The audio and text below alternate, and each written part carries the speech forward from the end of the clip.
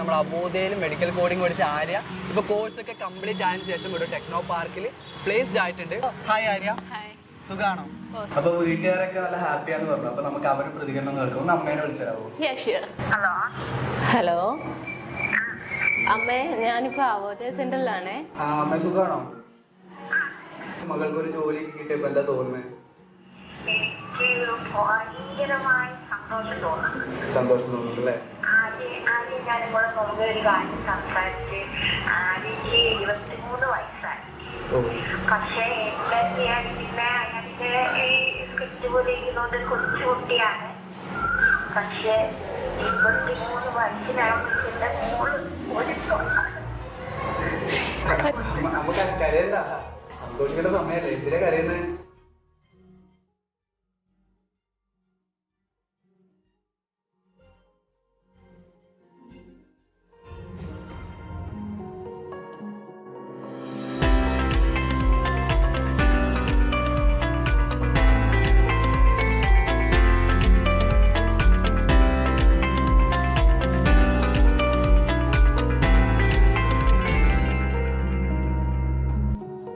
നമ്മളിപ്പോ ഉള്ളത് ട്രിവാൻഡ്രത്താണ്. ട്രിവാൻഡ്രം ടെക്നോ പാർക്കിന്റെ മുന്നിലാണ് നമ്മൾ ഉള്ളത്. നമ്മൾ എന്തിനാണ് ഇവിടെ വന്നതെന്ന് വെച്ചാൽ നമ്മൾ അബോധയിൽ മെഡിക്കൽ കോഡിംഗ് പഠിച്ച ആര്യ ഇപ്പൊ കോഴ്സ് ഒക്കെ കംപ്ലീറ്റ് ആയതിനു ശേഷം ഒരു ടെക്നോ പാർക്കിൽ പ്ലേസ്ഡ് ആയിട്ടുണ്ട്. അപ്പൊ ഹായ് ആര്യ, സുഖാണോ? എങ്ങനെയുണ്ട് നമ്മുടെ ട്രിവാൻഡ്രം ലൈഫ് ഒക്കെ? ട്രിവാൻഡ്രം ലൈഫ് സൂപ്പറാണ്. നല്ലപോലെ ഇപ്പം പേസ്റ്റ് ആയതുകൊണ്ട് കുറച്ചും കൂടെ എൻജോയ് ചെയ്ത് പോകുന്നുണ്ടല്ലേ? ആര്യയുടെ നാടൊക്കെ എവിടെയാണ്? എന്റെ നാട് കൊല്ലം കരുനാഗപ്പള്ളിയാണ്. കരുനാഗപ്പള്ളിയാണല്ലേ? വീട്ടിലാരൊക്കെ ഉണ്ട്? വീട്ടിലെ അമ്മ, അച്ഛൻ, ഞാൻ സിംഗിൾ ചൈൽഡാണ്. ഒറ്റ മോളാണല്ലേ? അപ്പൊ അബോധയില് മെഡിക്കൽ കോഡിംഗ് ആണല്ലോ പഠിച്ചത്? ഓൺലൈൻ ആയിരുന്നു ഓഫ്ലൈൻ ആയിരുന്നു? ഓഫ്ലൈൻ ആയിരുന്നു. ഇവിടെ ട്രിവാൻഡ്രത്താണ് പഠിച്ചത്.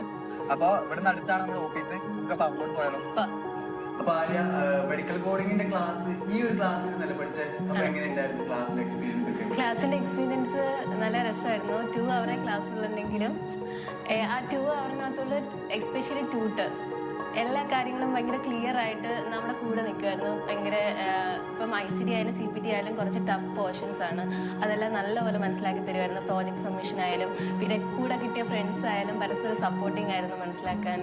അങ്ങനെ നല്ലൊരു എക്സ്പീരിയൻസ് ആയിരുന്നു ഓഫ്ലൈൻ സെന്ററിൽ നിന്ന് കിട്ടിയത്. അതുകൊണ്ട് തന്നെയാണ് ഓഫ്ലൈൻ സെന്റർ ചൂസ് ചെയ്തത്.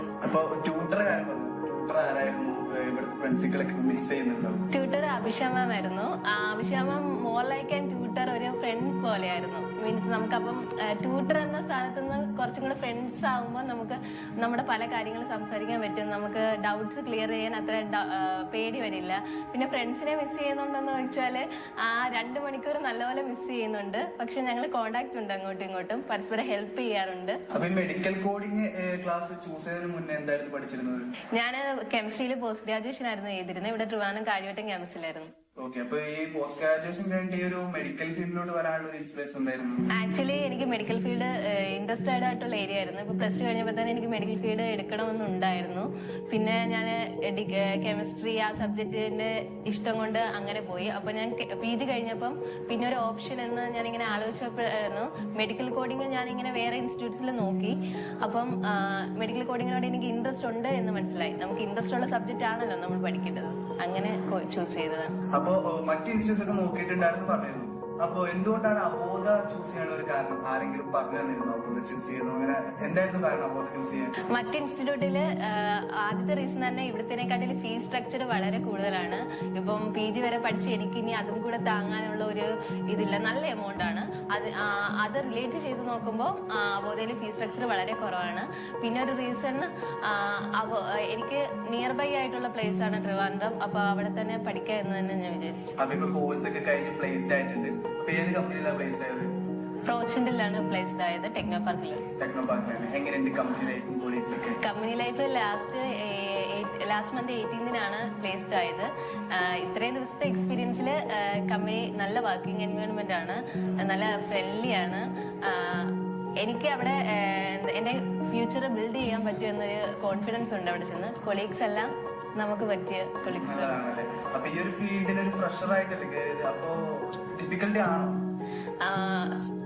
സത്യം പറഞ്ഞാൽ ഡിഫിക്കൽട്ടി തന്നെയാണ് പ്രഷർ എന്ന രീതിയിൽ. കാരണം ഇതുവരെയായിട്ടും നിന്ന ഫീൽഡിൽ നിന്ന് വേറൊരു ഫീൽഡിലോട്ട് പോയാണ് അതിന്റെ ഡിഫിക്കൽട്ടി ഉണ്ട്. പക്ഷെ മാക്സിമം ട്രൈ ചെയ്താൽ നമുക്ക് പറ്റും. സപ്പോർട്ട് ചെയ്യുന്നുണ്ട് കൂടെ വർക്ക് ചെയ്യുന്നവരൊക്കെ എന്തെങ്കിലും ഡൗട്ട്സ് ഒക്കെ വരുമ്പോൾ? കൂടെയുള്ളവർ സപ്പോർട്ട് ചെയ്യുന്നുണ്ട്. അവരും ഡിഫറെന്റ് ഫീൽഡിൽ നിന്ന് വന്നതാണ്.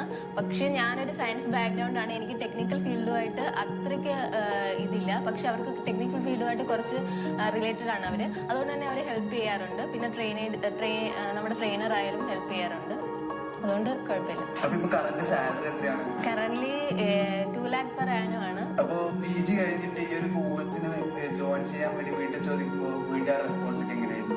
വീട്ടില് അച്ഛൻ സ്റ്റഡീസ് കണ്ടിന്യൂ ചെയ്യുന്നില്ല എന്ന് ചോദിച്ചു. അപ്പൊ എനിക്ക് പ്രൊഫഷണൽ ആയിട്ട് എന്തെങ്കിലും പോകണമെന്നായിരുന്നു ആഗ്രഹം. സ്റ്റഡീസ് ഇപ്പോഴത്തെ കണ്ടിന്യൂ ചെയ്യാൻ താല്പര്യമില്ലായിരുന്നു. പിന്നെ അമ്മ സപ്പോർട്ടായിരുന്നു. പിന്നെ അവർക്ക് കോഴ്സ് എന്താണെന്ന് അവർക്ക് അറിയില്ലായിരുന്നു. പിന്നെ ഞാൻ എക്സ്പ്ലെയിൻ ചെയ്ത് കൊടുത്തു. പിന്നെ ഇവിടുന്ന് തന്നെ കുറെ അവോധയായിട്ട് തന്നെ കുറെ ഓൺലൈൻ ഇതിൽ ഇപ്പൊ ഇൻസ്റ്റാഗ്രാമിലായാലും യൂട്യൂബ്സിലായാലും കുറെ വീഡിയോസ് ഒക്കെ ഉണ്ടായിരുന്നു. അതൊക്കെ കാണിച്ചു കൊടുത്തു. അപ്പൊ ഇപ്പൊ ജോലി കിട്ടി. അപ്പൊ എന്തായിരുന്നു വീട്ടുകാരുടെ പ്രതികരണം? ജോലി പേരൻസ് ഭയങ്കര ഹാപ്പിയാണ്. എനിക്ക് ഇൻട്രസ്റ്റഡ് ആയിട്ടുള്ള ഫീൽഡ് തന്നെ ആയതുകൊണ്ട് അവർക്ക് ഹാപ്പി തന്നെ. അപ്പൊ വീട്ടുകാരൊക്കെ നല്ല ഹാപ്പിയാന്ന് പറഞ്ഞു. അപ്പൊ നമുക്ക് അവരുടെ പ്രതികരണം കേൾക്കും. അമ്മേനെ വിളിച്ചാലാവും.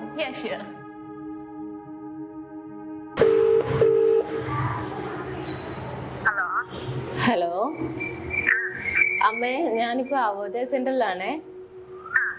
അപ്പം ഞാൻ ഇപ്പൊ പ്ലേസ്ഡ് ആയല്ലോ അവോധ ത്രൂ.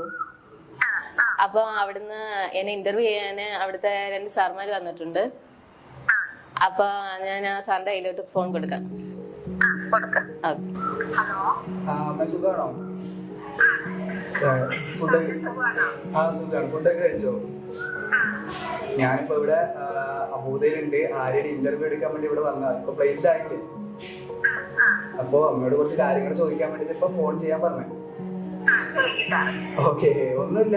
ഇപ്പൊ എന്താ തോന്നുന്നത്? നമ്മൾക്ക് മകൾക്ക് ഒരു ജോലിയൊക്കെ കിട്ടിയപ്പോ എന്താ തോന്നുന്നത്? സന്തോഷം തോന്നുന്നു അല്ലേ? ഞാനിവിടെ മുമ്പ് ഒരു കാര്യം സംസാരിച്ച് എനിക്ക് 23 വയസ്സായി. പക്ഷെ എന്താ ചെയ്യാൻ പിന്നെ അയാൾക്ക് സ്ക്രിപ്റ്റ് പോലെ ഇരിക്കുന്നോണ്ട് കൊച്ചുകുട്ടിയാണ്. പക്ഷെ 23 വയസ്സിനായിട്ട് മോള് ഒരു തോന്നാണ്. നമുക്ക് കരയണ്ട, സന്തോഷിക്കേണ്ട സമയല്ലേ? എന്തിനാ കരയുന്നത്? ഭയങ്കര സന്തോഷമുണ്ട്. ഭയങ്കര സന്തോഷം. ജീവിതത്തിൽ ഒരുപാട് എത്തിക്കൊണ്ട് പോരാ പോലെ ഒരുപാട് അനുഭവിച്ചിട്ടുണ്ട്. അതിന് ദൈവത്തിന്റെ ഒരു ഭയങ്കര സന്തോഷം എന്ന് പറഞ്ഞാൽ ഭയങ്കര സന്തോഷമുണ്ട് സാർ. കരയണ്ട, എന്തിനാ കരയുന്നത്? ഞാൻ പറഞ്ഞില്ലേ സന്തോഷിക്കേണ്ട സമയമാണിത്. അതിനെ സാർ തന്നെ ഒന്ന് ചിന്തിച്ചു നോക്കിയാൽ അറിയാൻ പറ്റും. PhD എടുക്കണമെന്നുള്ള ഒരു തോന്നായിരുന്നു. പക്ഷെ അതിൽ നമ്മൾ അതിലോട്ട് തിരിച്ച് പഠിച്ച് ജോലി മേടിക്കണമെന്നുണ്ടെങ്കിൽ ആര് സാറിന്റെ മനസ്സൊന്ന് ചിന്തിച്ചാൽ മതി. ഓക്കെ അമ്മ, അമ്മ ഹാപ്പി ചിരിക്കേണ്ട സമയം, കരയേണ്ട സമയം ഓൾറെഡി കഴിഞ്ഞു. ഓക്കെ അമ്മ, ഇനി എനിക്ക് പറയാനുള്ളത് ഇനി ഹാപ്പി ആയിട്ട് ഇരിക്കേണ്ട സമയമാണ്. അപ്പൊ താങ്ക് യു അമ്മ, ഇത്രയും നേരം നമ്മൾ സംസാരിച്ചത്.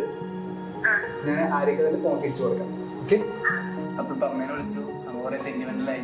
നമുക്കറിയാം എങ്ങനെയാ കഷ്ടപ്പെട്ട് വളർത്തി. അമ്മ ഓൾറെഡി കുറെ കഷ്ടപ്പാടെന്ന് പറഞ്ഞാൽ, അപ്പോ അമ്മനെ കഷ്ടപ്പെടുത്താണല്ലോ പഠിച്ചെന്ന് പറഞ്ഞത്. അപ്പൊ എങ്ങനെയായിരുന്നു ഈ ഒരു പഠനത്തിന്റെ ഒരു പൈസയും കാര്യങ്ങളൊക്കെ സമാഹരിച്ചത് എങ്ങനെയായിരുന്നു? എനിക്ക് ഒരു ഡിറ്റർമിനേഷൻ ഉണ്ടായിരുന്നു. ഇതിന്റെ ഫീ എനിക്ക് തന്നെ കൊടുക്കണം, വീട്ടിൽ ചോദിക്കരുത് എന്ന്. അപ്പൊ ഞാൻ പണ്ട് തൊട്ടേ ട്യൂഷൻ എടുക്കും. അപ്പൊ ഞാൻ വിചാരിച്ചു ട്യൂഷൻ കണ്ടിന്യൂ ചെയ്യാം. PG ആയപ്പോൾ ട്യൂഷൻ കുറച്ച് ഡ്രോപ്പ് ചെയ്തായിരുന്നു. സ്റ്റഡീസ് കണ്ടിന്യൂ ചെയ്യുന്നുണ്ട്. അപ്പൊ ഞാൻ ഒരു ട്യൂഷൻ കണ്ടിന്യൂ ചെയ്തു. ഓൺലൈൻ ട്യൂഷൻ വഴിയാണ് സാലറി കിട്ടുന്നത്. 3 month ഫീയും ഞാൻ എന്റെ പൈസ തന്നെയാണ് അടച്ചത്.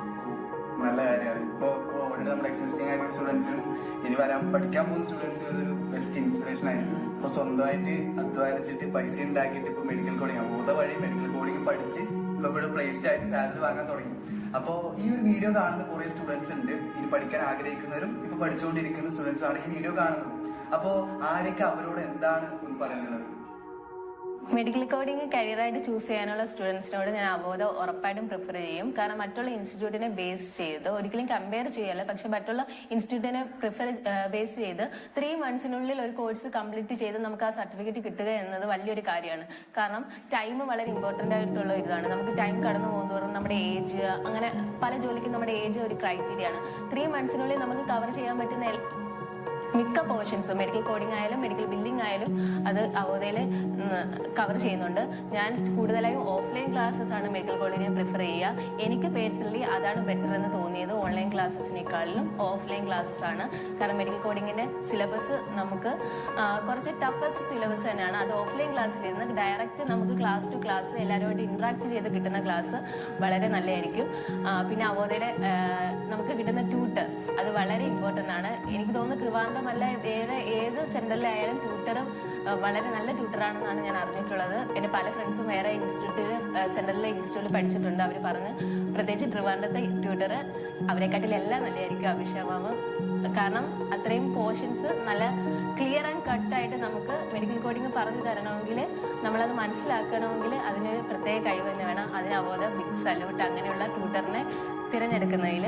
അതുകൊണ്ട് അവോധ നിങ്ങൾക്ക് മെഡിക്കൽ കോഡിങ് കരിയർ ആക്കണമെന്നുണ്ടെങ്കിൽ Avodha it's a big platform for U.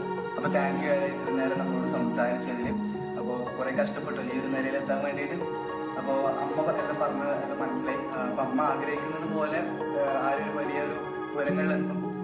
അപ്പോൾ ഒന്നുകൂടെ താങ്ക്സ് അവോധയുടെ പേരിൽ. Best of luck.